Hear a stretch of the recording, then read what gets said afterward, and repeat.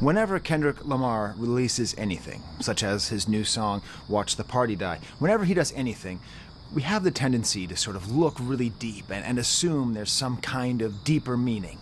You know, it's... Who is we? Because I don't.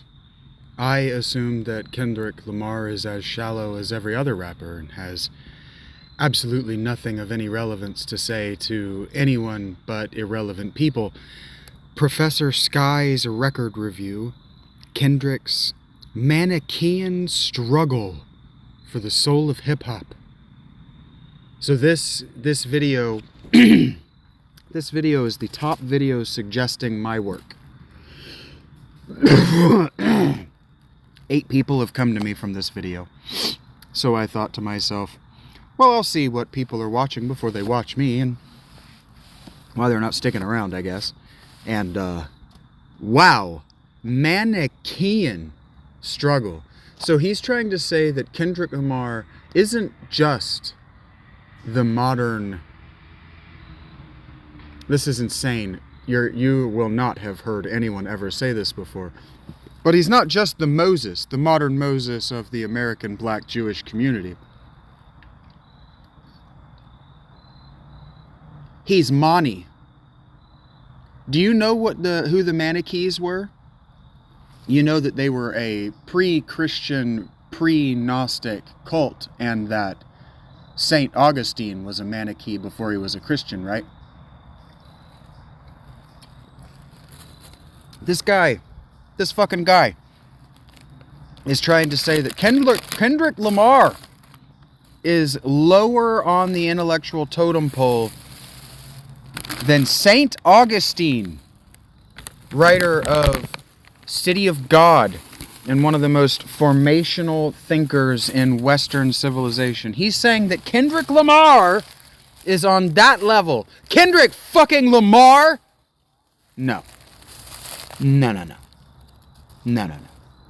That's 12 seconds. I'm not going to watch this whole thing because that would be theft. But, yeah, you're going to participate in this. Levels, it's layers. And I think that's true. Because everything, it seems, is super intentional.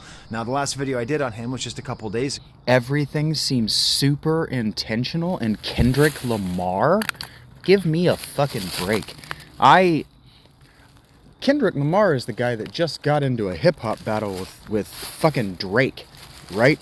And so you're telling me that everything this asshole does is super intentional? Super meaning over intentional? So everything he's doing is loaded with subtext and metatext and meaning and intent? Give me a fucking break. Kendrick Lamar is a fucking rapper. I've watched this guy speak for all of 21 seconds, and I can already tell you this is a stupid white guy desperate for relevance who'll say anything necessary to get black people to click because he has such a low opinion of black people. He thinks you guys will click on fucking anything. How many views has this got? I just walked down a hill, nearly vertical. Look at that, 135,000 views, 9,500 likes, and look at his face. You know, we could let's back this up and let's do a little bit of psychoanalysis. Let's watch his face. Whenever Kendrick Lamar releases anything, don't listen to his words. Song, watch his face. Watch the Party Die. See how he's looking down? Anything, keeps having to double check his notes. To sort of look at his eyes. See how they're looking away from the camera? See how he's looking at anything but the camera? He doesn't believe what he's saying. He's lying outright. True. He's lying outright. Look at how his eyes can't focus forward. See how his face is confused? See how his eyes, see how he keeps looking away from the camera, all this movement? And look what he's wearing. He's wearing a bathrobe. Look at his nice yard, his nice house. This is not somebody that anybody needs to be listening to. If you listen to hip-hop, if you listen to and identify with hip-hop, what you absolutely should not be watching and the people that you absolutely should not be listening to give you your opinions are rich white guys. What the fuck is wrong with you? And if you're a rich white guy, what the fuck are you doing talking about hip-hop in the first place? I don't give a fuck if you think there's artistic value in hip-hop. Look at him. Look at his eyes. Let's face it. The guy has to keep looking down from the camera, looking straight down. That means he's got notes down there. So what that means he's not doing this off the top of his head. It means he doesn't know what he's saying. It means he's planned this out, but he hasn't actually practiced it, which means he hasn't thought about it, which means that exactly what he says. I didn't plan to do so many Kendrick Lamar videos so soon, but the last one got a lot of views because apparently I think black people are dumb. Wasn't expecting to do another, and it was all about his Super Bowl announcement and the importance and the meaning of him playing the Super Bowl. I didn't really go into all of the details of his announcement, him sitting in front of the big flag, but the whole thing was, you can watch all sorts of YouTube videos. He says run a route, and that connects to the Drake song where he says running routes, and big as the Super Bowl is where everything starts. Okay, so he is a low quality and low level poet. Kendrick Lamar is, who can use metaphors.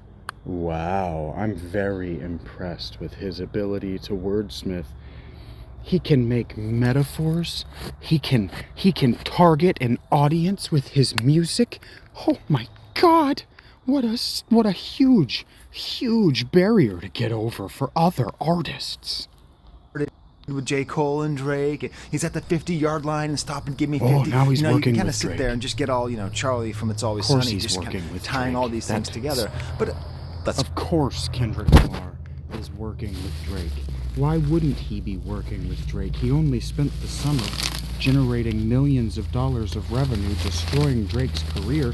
Why then wouldn't he contribute to Drake's career? It would be insane of him to not contribute to Drake's career after destroying it. Yeah, because everything Kendrick Lamar does is so intentional. Face it, it's merited. That is all intentional. He is working on that level. He's working on the level of using the metaphors that everybody knows about football in a commercial for a football halftime show. That's intentional to this person, Professor Sky. So what about this song, Watch the Party Die, and its timing when it was released, 5 p.m. Pacific Time on September 11th, 2024? Now, the most obvious, and I'll take a second on this, is that it's tied into the MTV Video Music Awards, which are always around this time of year. Oh, they're always around this time of year, and it's tied into Music Video Awards, but it's not on a date that has any kind of math magic significance, and it's not on a date significant like the last day that you can enter a song. No, it's just some random date around this time of year is when he released this song, because this is an example of how intentional and specific. That's how specific and intentional Kendrick Lamar is. He's so intentional that he released a date. And this guy, look how hard he's having to work to do this. This is not genuine. This isn't coming from a place of genuineness. This is coming from a place of he thinks you're fucking stupid enough to click and watch this in its entirety. That's how little he thinks of you. He thinks you're actually going to watch this and take him seriously. And it makes sense. If this song, as I'll get into, is largely... What makes sense? He just said it's intentional, and he released the song around the time of the MTV Awards. That makes sense. Look at his eyes. Look where he's looking. He's not looking at you. He's not talking to you. About how the industry is a problem, how the industry goes against the art and the meaning of hip-hop. The industry goes against the art and the meaning of hip-hop, does it? Can somebody tell me what the meaning of hip-hop is? Can he tell me what the meaning of hip-hop is? Do you think he could? Like, if I asked him, do you think he could tell me? Without having to and and on. And do you think he could look me in the eye while he answered? Because I can tell you, I know what the answer is. I know what the meaning of hip-hop is. Do you know where hip-hop started? Hip-hop started in house parties. And you know why the rapping, why the hip-hop part of hip-hop happened? I'll tell you exactly why. It happened because black people at these house parties got tired of listening to white music. They got tired of listening to white people's music. You know why? Because those are the only fucking records they could buy. Not because those are the only records they could afford, but because those were the only records that were fucking sold.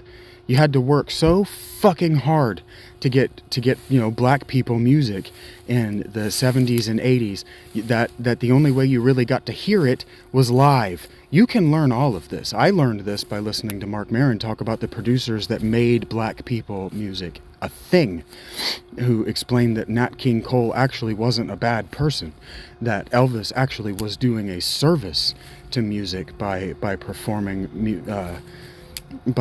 music that was written by black artists, even though the black artists didn't make as much money as they could have off it. Yeah, okay, fine, it's predatory, whatever, but they were actually doing a service. People wanted to hear that music, and they weren't allowed to. And so anyway, in the 80s, what happened is that they would turn these records, and they got tired of listening to the same fucking records at every party. They only had 4 records, so a guy got real good. Guys got real good at just mixing beats, and then dudes would stand up and they would freestyle lyrics over top of them, and none of them could sing, so they just talked lyrics over top of them. And that's how hip-hop happened. It never meant to leave house parties. It was just a way for bored teenagers and 20-somethings to enjoy themselves, and a white guy heard it and went, "This needs to be on record." And they said, no thanks. And he said, "No, seriously, it's going on record." And that's how you got Two Wild Crew and all that stuff from the 80s. I'm pretty sure that's actually how Two Wild Crew exists, is because a white guy said, "This needs to happen on record, and it needs to be sold to white kids in the inner city and suburbs because it's going to make all the money in the universe." And you know what it did? It made all the money in the motherfucking universe. And if you're trying to tell me that Kendrick Lamar playing the Super Bowl halftime show has anything the fuck to say about musical originality or not being a sellout to the corporate mega giants of the universe, you're fucking retarded. How it's gone from, part of like a black movement into just sort of... like kind of a part of a black... That's not what the fuck happened. Money-making horse hockey, some kind of party time. You hear how he's talking around you like you're stupid? It's because he doesn't know what he's saying, and he thinks you're stupid. And junk. The VMAs are a good symbol of that.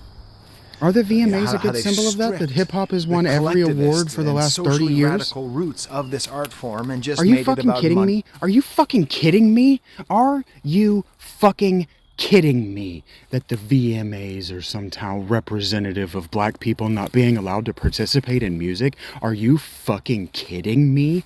As a metalhead since the late 90s, I can tell you right now that hip-hop has ruined music, ruined everyone's taste in music. Do you know how many Grammys Tool has won in the time they've been a band?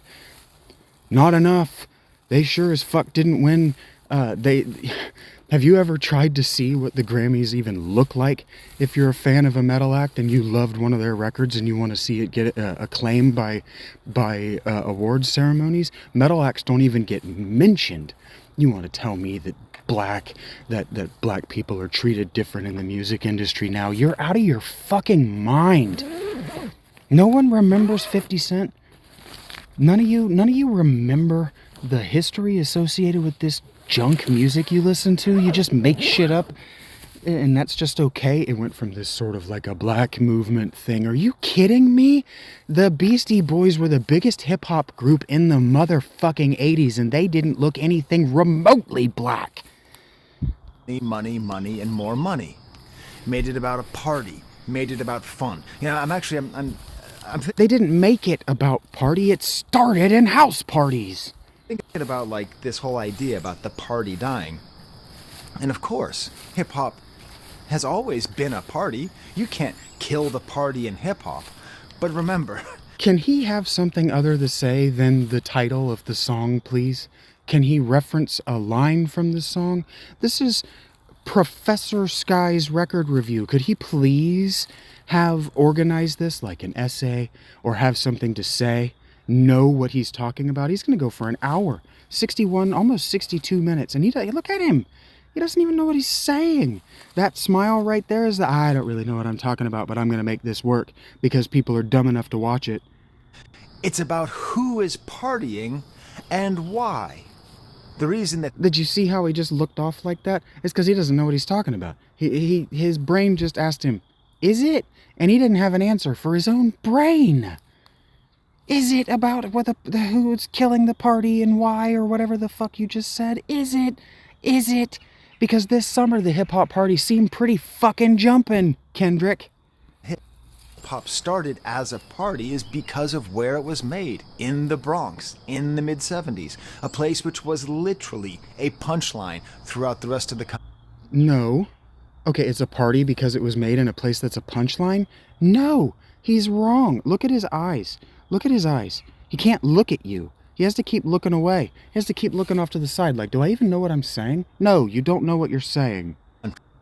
If you wanted to just say, oh, what's a place with concentrated poverty, poor public support system, high unemployment, high gangs, thousands of fires being set every year, oh, just say the South Bronx. The mayor, what does this have to do with hip-hop? The location of the Bronx, he doesn't even really know the history of the Bronx. Do you think he's from the South Bronx? Do you think he knows shit about New York? And they had a party, and they said, I am somebody. Oh, yeah. Oh, yeah. It meant something. Stupid. Because that they didn't right there, when feel people like talk they about were cringe, anybody. that's they what were not cringe treated is, like right they there were when anybody. You just go, oh, that's why you rap should not music, be why doing hip hop started as this voice of the voiceless. Now, over time, of course, hip hop was never the voice of the voiceless. Listen to old hip hop. Listen to old hip hop. Yeah, okay, fine. You might want to say that what's Ice-T's group? Were they NWO? Is that right? You can look at that group and you can say, okay, fine, fuck the police was political and it was trying to be a voice for the voiceless. But that's one group. I mean, you could say, okay, fine, Arch Enemy, that might actually be the group I mean. Actually, that's not right either, because Arch Enemy is a metal band.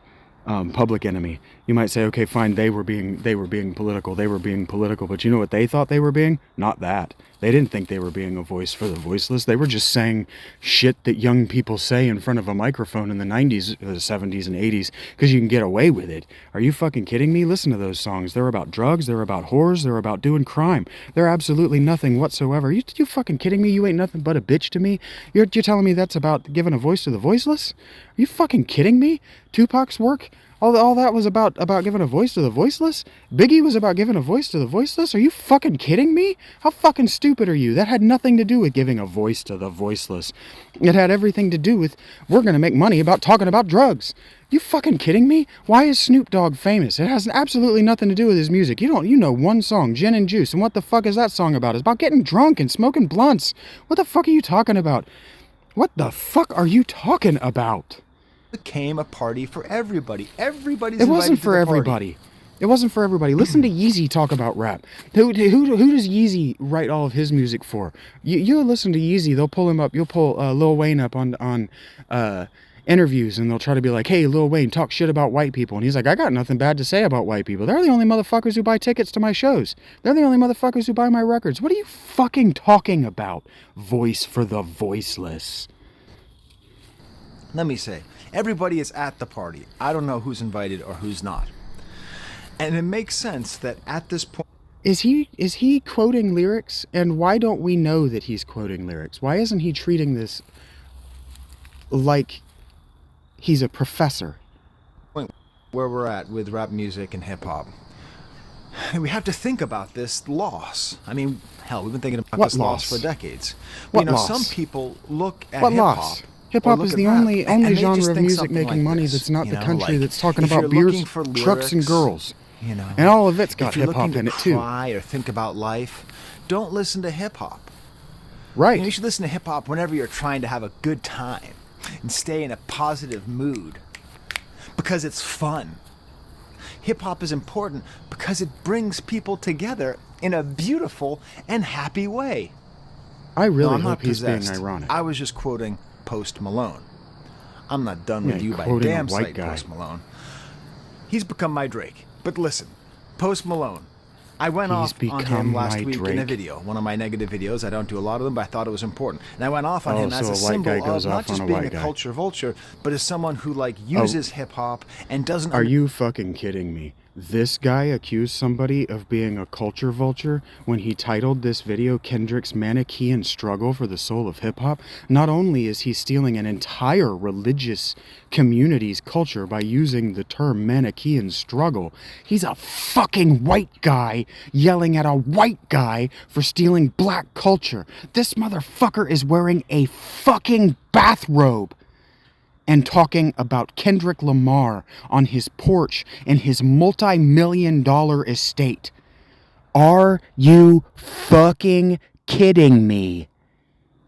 Understand what it actually is, because he says you can't use it to cry because it expresses things that are outside of his own lived experience. He therefore invalidates it and just says that it's an art form to have fun. What is he saying? Fucking Post Malone wanted to be in a metal band. Are you kidding me? Post Malone is the biggest sellout of all time. Post Malone is only involved in hip-hop because he wanted to make music that sold. He is saying it is to party. That's the point.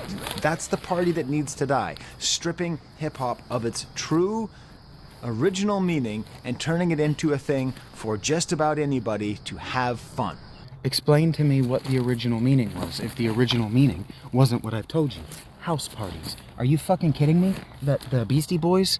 You're fucking telling me that the Beastie Boys, you gotta fight for your right to party, was that was a political statement about the voiceless? Your mom comes in and throws out your best porno mag. Yeah, you're right. That's the voice for the voiceless. Are you fucking kidding me? So he releases it at the VMAs, the exact moment that the MTV Music Video Awards start. Did he know something? That's not what he said. That's not what he said earlier. He probably could have guessed, because I think a lot of the awards are mostly voted for. But let's just take an example. The awards are mostly voted for, so he doesn't even know how the awards are dealt out. This is a guy who did no research. What won the song of the summer? So what was the song of the summer 2024? Okay, I like to play a game. I call it the alien game. Let's pretend that aliens come down, and they want to find out the zeitgeist. They want to find out the spirit. I like to play a game called Dan Carlin. Of the times, and they say, well, what was the most important song of the summer 2024? And there's a lot of people to vote for. A lot of people, who had a good claim. Sabrina Carpenter, sure. Tommy Richmond, why not? Chappell Roan, well, I'm kind of surprised Chappell didn't win. And of course you have Brat. I have never heard of a single one of these artists, and I can tell you right now that none of them is good enough to have written a song better than that Justin Timberlake song of the summer from before COVID. None of this music that's being released right now is being listened to enough to actually be a part of the zeitgeist, to use a faggotry word. And they even included the song Like That with Kendrick, Metro Boomin, and Future. But of course, the song of the summer was Not Like Us by Kendrick Lamar. The song that most people talked about, that most people thought about, that was the true, question. Oh, so what I told you this summer when Kendrick Lamar was destroying Drake's career, that was the song of the summer. So the song of the summer, the moment of the summer of 2024, was that Drake is ruining music. A person whose early career was spent on a Canadian middle school girls television show, pretending to be a rapper, pretending to be paralyzed from the waist down, and you're telling me that guy is a quality human being. Drake. You're telling me that Drake is not bad for music. You, human beings who give a shit about this. Of, I don't know, the nature of this art form, which is the most important art form that's been created and produced in the last... Hip-hop is not an art form. Hip-hop is spoken word poetry. The black community in the Bronx in the 70s did not invent an art form. All they did was steal a bunch of music and then do spoken word poetry over top of it. Spoken word poetry has existed longer than music, you dumb shit. They did not invent an art form. They put a name on an art form that already existed. Hip-hop is not a new art form. 50 years? So what won? What won the Music Video Award for Song of the Summer? Who gives a shit? Night by Taylor Swift. Yeah. And post Horse Hockey Malone. Horse Hockey Malone. That's who won. That's who won. Of course that's what won. You can't make this stuff up. Why? A song that people forgot within 2 weeks. Why is he upset about this? You are way too old. What is First of all, he's way too old to have opinions. I want to go back to the greatest moment in VMA history, perhaps the greatest moment in 20th century music. The part where 20th Kanye century. West, We're in the 21st currently century. then known as Kanye West, jumps up on stage and interrupts That wasn't Taylor in the Swift 20th century for winning either. the That was in the award over 21st Beyonce. century. So he thought that happened in the 1990s? What was the song that Beyonce, what was the video he was fighting for by Beyonce? Oh, you remember, because it was Single Ladies. No, you I remember don't, because that was one of the greatest videos of all time. No, it wasn't. What was the Taylor Swift song that won? Videos of all time. That video What's does that? not compete in any not way that one with either. Thriller. No, you it don't doesn't know. compete Nobody with Tool's knows because we've Schism. forgotten. It was Shut You up. Belong With Me. Fine song, fine video. Taylor Swift fans, you know you don't have to come after me. I'm a huge Taylor Swift fan. I support Taylor Swift, okay? If you were a huge Taylor Swift fan and actually supported Kanye was Taylor right. Swift, No. No, he wasn't. This virtue signaling that I like and know black people music makes me a good person. I'm a white guy that you should know. He's wrong. He was wrong at the time, and everybody acknowledged that he was wrong at the time. He was wrong about the song, and he was wrong about the moment, and he was wrong in the way he behaved. Everybody said that. We can retrodict history now because we want to get clicks and likes from black people by lying to them and blowing smoke up at their ass and treating them like children. But that's unacceptable to me. No. Taylor Swift won that because Taylor Swift is a pop music fucking phenom. She's done something with her career that Beyonce never could have. Beyonce had to recoup her career after she left Destiny's Child by marrying one of the most evil and vile people ever. Jay-Z. Jay-Z is only less vile than Dr. Dre because he never released Beats headphones. But neither one of them is good for music. Jay-Z will tell you that he identifies as white. What are we talking about? Oh, President Obama, he's not a horse's ass. He was right.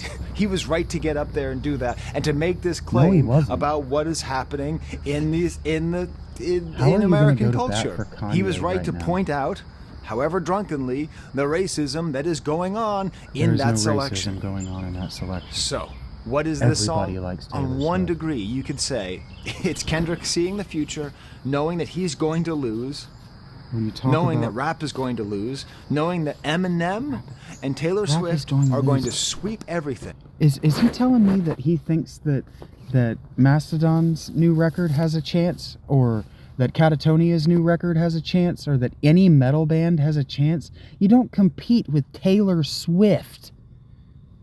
This is just Kendrick being a bitch. Kendrick, you're being a bitch. Man up, nut up, take your loss like a man.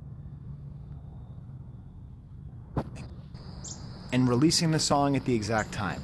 You can see this song as Kendrick himself with a bottle of Henny jumping up onto the stage and saying to Yeah, with a bottle of Henny, being a low rent, low class, you know what they used to call people that act the way he does. So encouraging it is only being a low rent, no class trash of human being. Trash class of human being. Why do we want that? He says, oh, it's racist. Yeah, but you're encouraging people to be classless. You're encouraging people to be anti-intellectual. You're encouraging people to steal music. Shut up, Kendrick.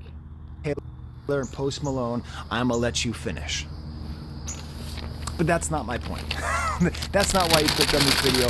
That's not my thumbnail. I think that is a reading. I don't think that is the. You know, nobody says it to me, but you guys want to give me shit, and you want to take forever to watch my shit, and you want to say that I don't get around to saying what I have to say. This guy hasn't even told us why the fuck he titled this Manichaean Struggle. I'm still waiting on the theme. 8:24. He had a minute. He's over his time to introduce his theme by a minute and a half. And you've given him, what did I say, 5,000 views? 135,000 views. Christ Jesus. Maybe he's right about you. Maybe I need to just end this now. Maybe he's just right about you. Holy shit, if this is what you guys are watching, you're never gonna watch what I watch. You're too fucking dumb.